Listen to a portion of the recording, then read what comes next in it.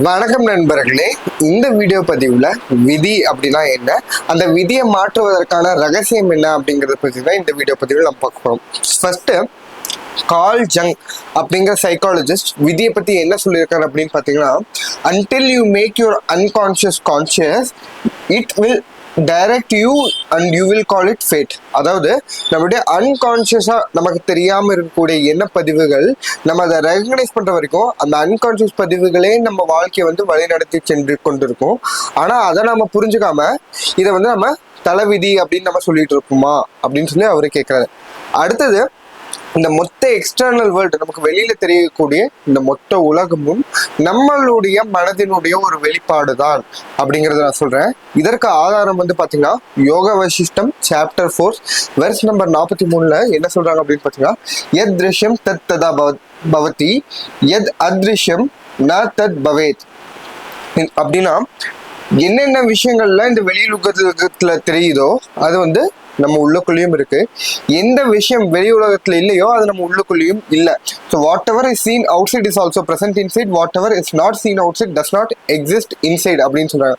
So இந்த மொத்த வெளி உலகமே பார்த்தீங்கன்னா நம்மளுடைய மனத்தினுடைய வெளிப்பாடு தான் அப்படின்னா. ஸோ அடுத்து நீங்க கேட்கலாம், நான் வந்து இந்த விஷயம் வந்து இந்த டைம்ல வந்து இது நடக்கணும்னு நினைச்சேன், பட் ஆனால் இது நடக்கலையே, இந்த டைம்ல இது நடக்கணும்னு நினைச்சேன், இது நடக்கலையே அப்படின்னு நீங்க சொல்லலாம். நல்லா வந்து ஆழ்ந்து யோசிச்சு பாருங்க, நம்ம மைண்ட்ல ஒரு நாளைக்கு எத்தனை ஆயிரக்கணக்கான எண்ணங்கள் வருது. இந்த ஆயிரக்கணக்கான எண்ணங்களை நீங்க அலசி ஆராய்ஞ்சு பாத்தீங்கன்னா 80% எண்ணங்கள் வந்து பாத்தீங்கன்னா ஒரு ரேண்டமான ஒரு வேகான எந்த விதமான பயனும் நோக்கமும் இல்லாத வகையான தாட்ஸா தான் இருக்கும். வெறும் இந்த 20% தாட்ஸ் தான் வந்து பாத்தீங்கன்னா நோக்கத்தோட ஆம்பிஷனோட இருக்கும். ஃபார் எக்ஸாம்பிள், இப்ப நீங்க இந்த வீடியோ பார்த்துட்டு இருக்கும்போது பாத்தீங்கன்னா நிறைய எண்ணங்கள் கூட உங்களுக்கு வந்துட்டு இருக்கலாம், பட் ஆனா அந்த எண்ணங்கள் வந்து எந்த விதமான நோக்கத்தை நோக்கியும் இல்லாம ஒரு ரேண்டமான தாட்ஸா இருக்கும். அது மட்டும் இல்லாம நம்மளுடைய எண்ணங்கள் எப்படி இருக்கு, இந்த செகண்ட் ஒண்ணு வேணும், அடுத்த செகண்ட் இன்னொன்னு வேண்டாம் அப்படின்னு வந்து நம்ம ஒரு கன்ஃபியூஸ்டான எண்ணத்திலே வந்து நம்ம இருக்கிறதுனால நம்ம எது நினைக்கிறோமோ அது நடக்கிறது இல்லை. பட் ஆனா நம்ம கிளியரா என்ன நடக்கணும் அப்படின்னு நினைக்கிறோம் அப்படிங்கிறோம், அது வந்து கண்டிப்பா நடக்கும். ஸோ இந்த மனதினுடைய வெளிப்பாடு அப்படின்னு சொல்றோம், அது மனதினுடைய வெளிப்பாடுன்னு சொல்ல மனத்துல இத்தனை வகையான கன்ஃபியூஷன் போயிட்டு இருக்கு. இதனுடைய வெளிப்பாடா அப்படின்னு கேட்டா அது கிடையாது. எந்த பேட்டர்ன்ஸ் இந்த 20%னால திரும்ப திரும்ப திரும்ப ரீஇன்ஃபோர்ஸ் ஆகி நல்லா ஸ்ட்ராங்கா வருதோ அந்த பேட்டர்ன் தான் வந்து பாத்தீங்கன்னா உங்களுக்கு மொத்த வாழ்க்கையும் நிர்ணயிக்குது. இந்த பேட்டர்ன் நம்மளை எதை வந்து ஒரு விஷயத்த திரும்ப திரும்ப செய்ய வைக்குதோ இதனால ஆல்ரெடி ப்ரோக்ளேவிசம் அப்படின்னு சொல்லியிருந்தேன். இதுல வந்து பாசிட்டிவ் ப்ரோக்ளேவிசம், நெகட்டிவ் ப்ரோக்ளேவிசம்னு இருக்கு. பாசிட்டிவ் ப்ரோக்ளேவிசம் தான் வந்து புண்ணியம், நெகட்டிவ் ப்ரோக்ளேவிசம் தான் வந்து பாவம். இந்த பாசிட்டிவ் ப்ரோக்ளேவிசம் திரும்ப திரும்ப மேலும் நம்மள நல்ல எண்ணங்களையே செய்ய வைக்கும்.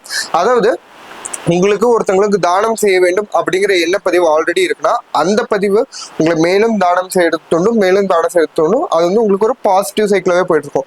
இப்போ உங்ககிட்ட வந்து ஆல்ரெடி ஒரு எண்ண பதிவு, நம்ம கிட்ட பணம் இல்லை, நம்ம வறுமையில இருக்கோம் அப்படின்றா அந்த எண்ண பதிவு திரும்ப திரும்ப திரும்ப உங்களை பணம் இல்லை, வறுமையில இருக்கும் அப்படிங்கிற ஒரு சுழற்சிக்குள்ளேயே வந்து உங்களை வந்து மாட்டி விட்டுரும். அது வந்து ஒரு எண்ண தொகுப்பு. இதுதான் வந்து பாத்தீங்கன்னா பணக்காரங்க மேலும் போராடி பணக்காரங்க, ஏழை வந்து மேலும் மேலும் நாளுக்கு நாள் கஷ்டம் வந்து அதிகமாயிட்டே இருக்குது.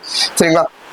ஸோ இந்த ப்ரோக்ளேவிசம்ங்கிறது நம்ம எப்படி அக்வைர் பண்ணுவோம் அப்படிங்கறத சொல்லியிருந்தோம் உங்களுக்கு. இதுதான் வந்து கர்மத்துல வந்து சஞ்சித கர்மம், ஆகாமிய கர்மம், பிராப்த கர்மம், இந்த 3 டைப்ல இருக்கு. அதுதான் பிறப்புக்கு முன்னாடியும் பிறப்புல இருந்து இப்போ வரைக்கும் எப்படி அக்வைர் ஆகுறது அப்படி சொல்லி அந்த வீடியோஸோட லிங்க் டெஃபினட்டா நான் உங்களுக்கு டிஸ்கிரிப்ஷன்ல தரேன், கண்டிப்பா செக் பண்ணி பாருங்க. ஸோ இந்த நம்ம மனசுல இருக்கக்கூடிய இந்த ரீஇன்ஃபோர்ஸ்டான தாட்ஸ் இதை தான் வந்து நான் கலெக்டிவா வந்து பாத்தீங்கன்னா மெட்டாபயோ காக்னிஷன் அப்படின்னு சொல்றேன். ஸோ இந்த மெட்டாபயோ காக்னிஷனோட வெளிப்பாடு, இதனுடைய ரிஃப்ளெக்ஷன். மெட்டாபயோ காக்னிஷன்னா எந்தெந்த பதிவுகள் இருக்கும், memory of the physical body, bio memory of the mental body, அதுதான் வந்து cognitive memory of the energy body, அந்த things which we know and which we are yet to know எல்லாமே வந்து பாத்தீங்கன்னா அது மெட்டா மெமரியில வந்து நான் உங்களுக்கு சொல்றேன். இந்த 3 விஷயங்களும் சேர்ந்ததுக்கு ஏற்ற வெளிப்பாடாக தான் வந்து நம்மளுடைய தலைவிதி அப்படிங்கிறது அமைஞ்சிருக்கு. பட் ஆனால் இப்போ நீங்கள் ஒரு நல்ல ஒரு விஷயம் பார்த்தீங்க அப்படின்னா இந்த விதியை மாற்ற முடியுமா? ஸோ இதோடைய ரிஃப்ளெக்ஷன் தான் வந்து தலைவிதின்னு தெரிஞ்சிட்டோம். இப்போ விதியை மாற்ற முடியுமா அப்படின்னு கேட்டால் இந்த விதியை கண்டிப்பாக மாற்ற முடியும். ஏன் அப்படின்னா இந்த மெட்டாபயோ காக்னிஷன் நம்மளுடைய மெமரியை சேஞ்ச் பண்ணிக்கலாம், நம்ம சேஞ்ச் பண்ணிக்கலாம் அப்படிங்கிறது நமக்கு தெரிஞ்சிச்சுங்களா. ஸோ சிம்பிளான விஷயம், இப்போ நமக்கு ஜெனட்டிக்ஸ் வந்து ஒரு வகையான மெமரி, இந்த மெமரினால தான் வந்து நமக்கு ஒரு வகையான டிசீஸ் வருது அப்படின்னா இந்த ஜெனட்டிக்ஸை வந்து நம்ம மாற்றிட்டோம் அப்படின்னா அந்த டிசீஸ்லேருந்து நம்ம வெளிப்பட்டுக்கலாம் அப்படிங்கிறது நமக்கு புரியக்கூடிய ஒரு விஷயம். இப்போ ஃபர்ஸ்ட் வந்து நீங்கள் கேட்கலாம், இப்போ ஜெனட்டிக்ஸ் வந்து எப்படி மாற்ற முடியும் அப்படின்னு பார்த்தீங்கன்னா நம்மளுடைய ஃபங்க்ஷனலான ஜீன் வந்து பார்த்தீங்கன்னா ரொம்ப கம்மி தான். இதில் எபிஜெனட்டிக்ஸ் ஒன்று இருக்கு. நம்ம எந்த வகையான இப்போ வந்து பார்த்தீங்கன்னா ஆல்ரெடி உங்களுக்கு உங்க அப்பாவுக்கு வந்து டயபெட்டிஸ் இருக்கு அப்படின்னா உங்களுக்கு டயபெட்டிஸோட ஜீன் இருக்கும். பட் ஆனால் உங்களுக்கு டயபெட்டிஸ் வரணும் அப்படிங்கிறது கட்டாயம் கிடையாது. ஏன் அப்படின்னா அந்த டயபெட்டிஸை டிசைட் பண்றதுக்கு இவனுக்கு டயபெட்டிஸோட ஜீன் இருக்கு, இந்த ஜீன் செயல்படணுமா வேண்டாமா டிசைட் பண்றதுக்கு ஒரு பலாயிரக்கணக்கான ஜீன்ஸ் இருக்கும். அந்த ஜீன்ஸை ஆக்டிவேட் பண்றது எப்படின்னா நம்மளுடைய சூழ்நிலைகள், நம்மளுடைய உணவு பழக்கங்கள் எப்படி இருக்கு, இவனோட உடல் உழைப்பு எப்படி இருக்கு, சிகரெட் பழக்கம் இருக்கா, தண்ணி பழக்கம் இருக்கா, அது பல விஷயங்கள் டிசைட் பண்ணி இந்த ஜீன்ஸோடைய எக்ஸ்பிரஷன் ஆகும். அது மூலியமா நம்ம மாத்திக்க முடியும். அதே மாதிரிதான் இந்த மெட்டாபயோ காக்னிஷன்ல இருக்க மற்ற வகையான மெமரிஸ்க்கும். இப்ப நம்ம எப்படி இருக்கோம் அப்படின்னு பாத்தீங்கன்னா நான் பிடிச்ச முயலுக்கு 3 கால் தான் அப்படின்னு சொல்ற நிலைமையில தான் நம்ம இருக்கோம்.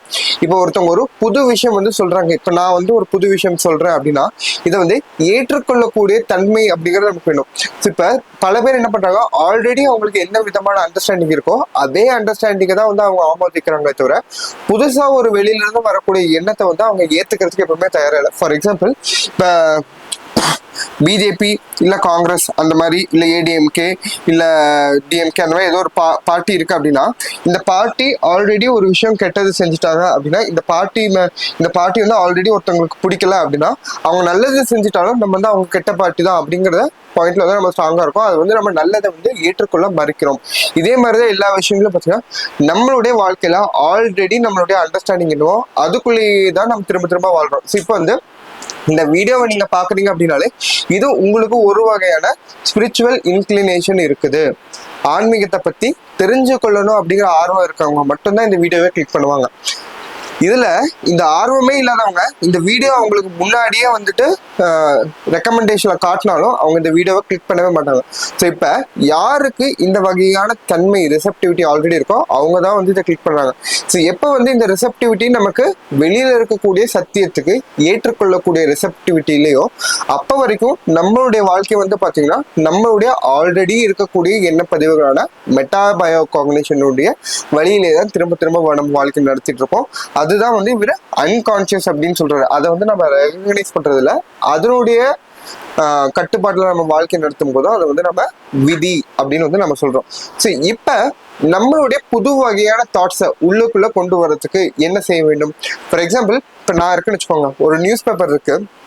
நியூஸ் பேப்பர்ல எல்லாருமே நியூஸ் பேப்பர் படிக்கிறோம். பட் ஆனால் இப்போ நான் படிக்கும்போது பார்த்தீங்கன்னா அது ஸ்போர்ட்ஸ் காலம் வந்து ஸ்கிப் பண்ணிடுவேன், ஏன்னா ஸ்போர்ட்ஸ் பற்றி எனக்கு பெருசாக நாலேஜ் இல்லை.